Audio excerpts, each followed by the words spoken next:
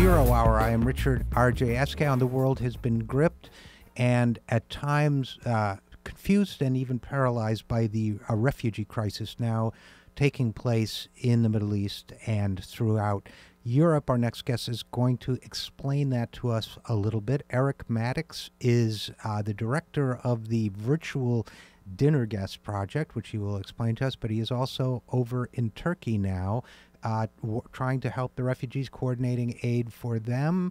Eric Maddox joins us now from Turkey. Eric, thanks for joining us. Thanks for having me. So let's start with the Virtual Dinner Guest Project, since I think just by the name it's going to intrigue people. Tell us a little bit about what that is, if you would. Sure. So to put it simply, it's an alternative media project that connects people in typically conflict zones around the world at what I call critical points of contact, where there's a need for critical dialogue, overcome cultural stereotypes, etc. I have people sit down and online over Skype or other video conferencing channels have dinner together, or depending on the time difference, breakfast and dinner together. And at the end of these moderated discussions, each side poses a question to the other side. So this could be Gaza connecting to the U.S., for example. And whatever question your community is given from the other participating community, you have about a week to go out and make a street interview-based film for them to answer their question directly from the streets of your own community, while they do the same thing for you. And then we post the results of these citizen journalism projects online, these short films that typically range between 5 to 10 minutes, on the Virtual Dinner Guest Project website for people to gain these street-level perspectives from around the world. And before we move on to the refugee crisis, where can people go to see those or maybe learn a little bit more about the Virtual Dinner Guest Project? Sure. Just go to virtualdinnerguest.com. Great. Okay. Now, Eric Maddox, since you are first of all, tell us how you got involved in the refugee crisis. So, I mean, as far as being involved, I've just kind of been living on the periphery of some of these events for the past, getting close to, I guess, 4 years at this point.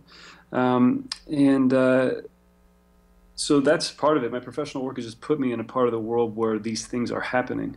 I would clarify and say that I'm not really somebody that's handling logistics or support on the ground. I'm a guy that, just through some of the connections that I've accumulated over the past few years across the Middle East, North Africa, and Europe, I just set up a Facebook group a few weeks ago, and it started to grow pretty quick. So we've got, I think as of today, 2,200 people or something, and there are people that are working for aid organizations or just throwing together ad hoc aid support across Europe, Middle East, North Africa, and it's just a space for people to come and also to just share knowledge and ask questions. So it's really just a community that's based on this idea that, look, aside from just kind of ranting and getting upset about inaction or perceived threats on social media, I wanted this group to be about actionable information. So where can people go to find that group? So it's called Refugee Relief Action Forum, and you can find it on Facebook.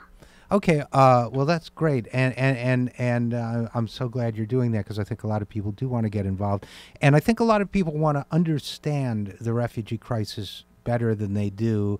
I think my sense is that most of our listeners on the Zero Hour know that war has destabilized Syria and that part of the world, and may even have opinions on our own nation's role in that destabilization.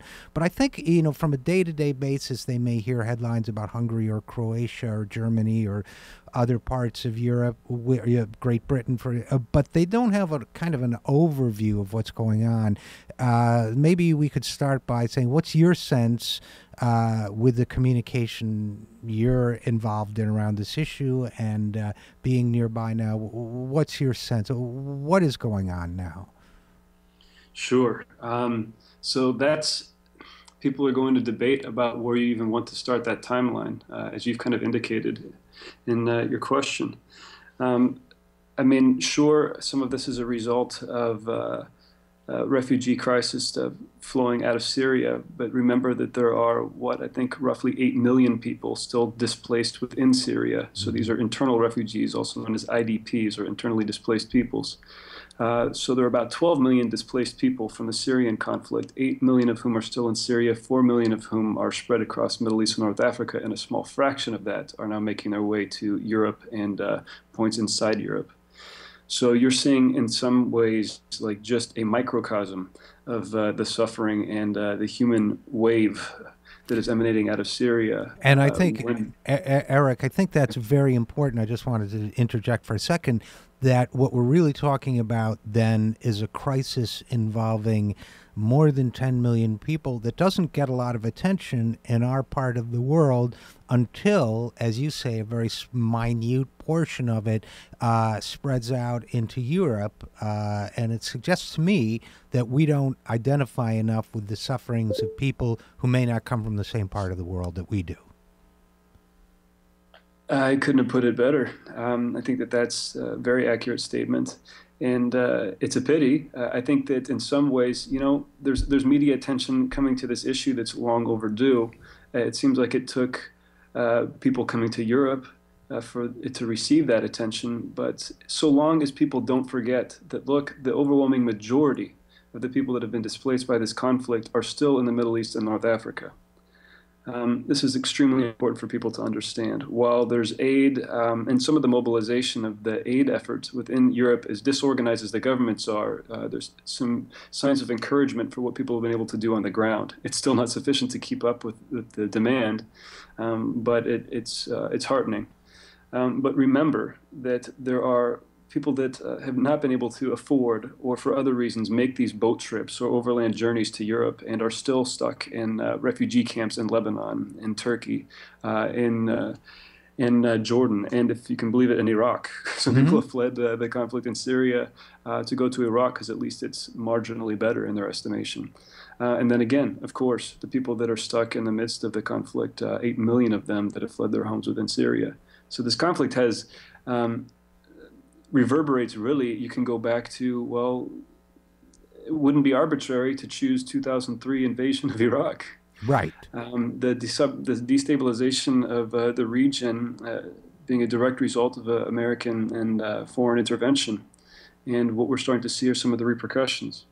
Right, and it seems to me that too many people, certainly in this country, immediately when they see scenes of violence or suffering, reflexively turn to the idea of more violence and more military action without giving a second thought to 12 million people who are living in refugee status, or to the humanitarian crisis that represents. So I guess one of the challenges we all have, you, me, anyone who cares about this issue, wants to communicate about it, is how do we get people in this country, at least, as concerned about feeding the hungry and giving homes to the homeless and getting people back to their communities as they are about the idea of dropping more bombs? That's an excellent question. And I wish that there was a simple answer to that. I mean, if human suffering was enough to mobilize human action and sympathy on a global scale, we'd be in a better world for sure. Making it more relatable is critical, and having people understand the magnitude of the crisis, and seeing the humanity of the people that have been displaced. We all know that there are certain stereotypical narratives about the Middle East, and that people are regarding some of the people that are moving into Europe with suspicion. There's Islamophobia, there's bigotry directed towards some of these communities, which is completely unwarranted. These are not people that wanted to leave their homes. Right. They did not ask for foreign intervention. They didn't ask for their lives to be turned upside down. And given the choice, overwhelmingly, people would have remained where they were. I want to take a moment to kind of give a snapshot of what the demographic profile of some of the people coming into Europe looks like as well. Okay. For one, you're seeing a lot of people, from my understanding, that are coming from the middle classes in Syria. These are people that could afford the exorbitant costs of getting on these life rafts that are in a lot of cases, death rafts. Um, Thousands have already perished in the Mediterranean just trying to get to southern Europe. And they're paying their life savings, they're selling their homes, they're mortgaging whatever past and future they might have had in order to make these journeys. So these are people that at least have assets that they can sell. In other words, Eric, these are the opposite kinds of people from the Islamophobic stereotypes that Republican and sensationalist politicians are trying to push in this country. These are not extremists. These are people fleeing extremist violence, and these are people who have taken a lifetime's worth of effort to, in many cases, to achieve certain economic status, only to give it all up just for the chance that they might be able to stay alive. Well, to clarify, I'd say that the people that have not achieved their economic status, that aren't coming from the middle classes, don't fall into the category as being extremists either. They're just poorer. Of course. Right? Oh no. They're not able to afford the boat trip. Right. There's no question about it. But I'm just pointing out that the bigoted stereotypes here are really being directed where these innocent people are being tarred with the brush of extremism. One American politician, or at least one, more than one, have placed this somehow as a national security issue to allow refugees into this country, when the fact is these are the people fleeing the extremists. These are the people suffering, and yet they're the ones being tarred with the stereotype. I would say, based on my experience, I've interacted with refugees in various contexts over the last few years. I've been in Syria in an IDP camp and interacted with people who are desperate to find medicine for their children, and we're just in dire circumstances that come along with lots of people crowded in small spaces without their human needs being met. I've been in the refugee camps in Lebanon as well, where the circumstances are just absolutely desperate. We're talking about people living in under plastic sheeting with winter coming. Lebanon experiences a pretty robust winter, snow on the ground, people freeze to death. And then also more recently as mid-June, I got off a bus to do some of my own work, heading south, and found myself in the central square of Belgrade in Serbia with whole families of Syrian refugees coming up to me and asking if I could help them find people to get them to points further north. And this is before this started really getting reported. It came as a shock to me, and I'd like to think I follow the issues closely. So, I've seen it manifest itself in different ways in different places, but all of them being, the common thread being desperation and people that are absolutely innocent. And just want a better life for their kids and didn't ask for the circumstances that they're in. So another point to make about the demographic profile of some of the people that are entering Europe, you're seeing a lot of young men on television, and I think that this has been cited maybe as a cause for some of or justification for some of the paranoia, like why are these young men coming here? They're the ones we're supposed to be afraid of. They're the military age ones. Why aren't they fighting in their own neighborhoods, etc.?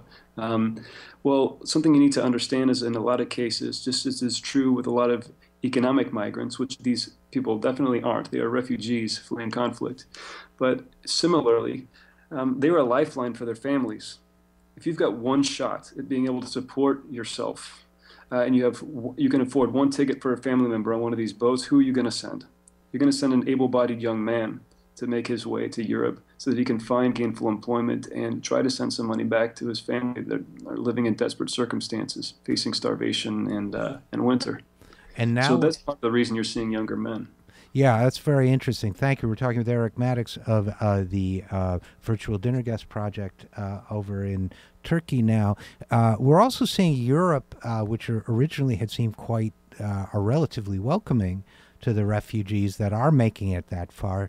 We're seeing what seems to be a shift where Hungary is is making it difficult now to transit through. Croatia is now seeming to change its policy. I guess it's picking up a lot of refugees that might have otherwise gone through Hungary. We're seeing a lot of pushback now within the European community about accepting refugees. Are they going to be welcomed there, or are they going to be turned away?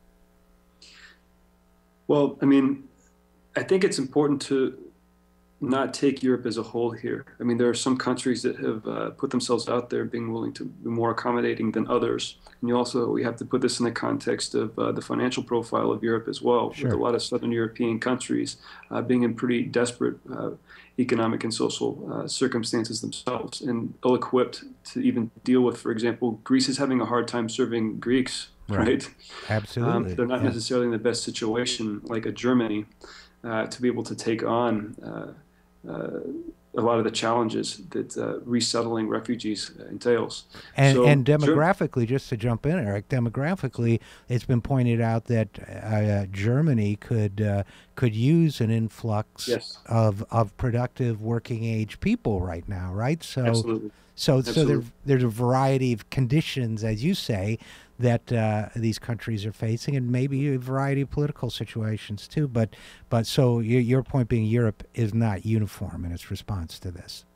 Absolutely. And I think that you're right to point out that there are push and pull factors involved here. I mean, the push factors being numerous but fairly obvious as far as conflict and desperation are concerned. But then there are countries that have um, different motivations. I mean, Germany probably has its practical reasons for inviting people in when it's faced with an aging workforce. Sure. And you've got a bunch of, again, some of these people are already speaking English, maybe speaking multiple languages, and are trained professionals in a variety of different disciplines. So that's pretty appealing to a country that's seeing an aging workforce. That's absolutely a factor and has been cited openly by the German government. Yeah, and we're going to have to, unfortunately, leave it there. But Eric, maybe at some point you'll be able to come back and update us again. Eric Maddox is the director of the Virtual Dinner Guest Project and is over now in Turkey communicating about the refugee situation. And what was the name of that Facebook page again, in case people want to go there? Thanks for asking. It's Refugee Relief Action Forum on Facebook. All right. Well, Eric, I'm going to check it out. I hope others do too.